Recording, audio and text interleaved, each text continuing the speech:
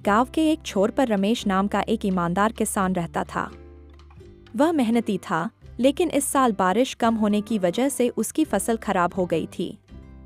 घर में पैसे की तंगी थी और बच्चों की पढ़ाई के लिए फीस भरने का संकट था।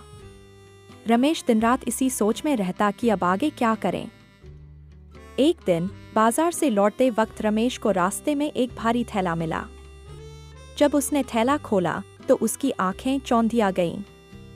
थैले में सोने के सिक्के भरे हुए थे। उसकी आर्थिक समस्याओं का हल जैसे थैले में ही छिपा हो। लेकिन रमेश के दिल में द्वंद्व शुरू हो गया।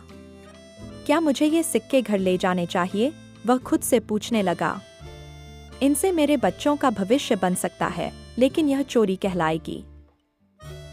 वह उलझन में था। घर पहुंचकर उसने यह बात अपनी पत्नी से साझा की।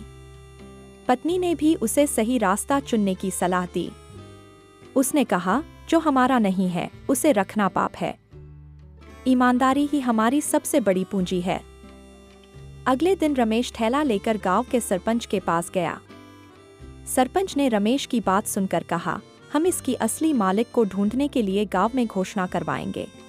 गांव में मुनादी कराई गई कि अगर किसी ने सोने का थैला खोया है तो वह सरपंच के पास आए। कुछ समय बाद एक बूढ़ा व्यक्ति सरपंच के घर आया। वह बहुत घबराया हुआ था। उसने कहा, मेरा नाम श्यामलाल है। यह थैला मेरे पोते की शादी के लिए जमा किए गए पैसे से भरा था। 2 दिन पहले यह कहीं गिर गया था। क्या वह थैला मिल गया? सरपंच ने रमेश की तरफ इशारा करते हुए कहा, यह थैला रमेश को मिला और उसने इसे लौटाने के लिए हमें सौंपा है।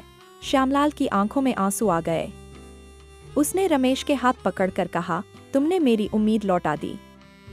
भगवान तुम्हें इसका फल जरूर देगा। कुछ दिनों बाद श्यामलाल ने रमेश को अपने घर बुलाया।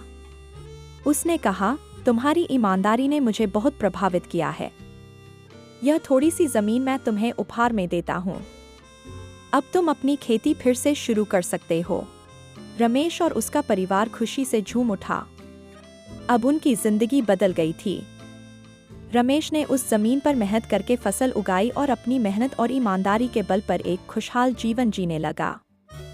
शिक्षा, सच्चाई और ईमानदारी का फल देर सवेर मिलता ही है।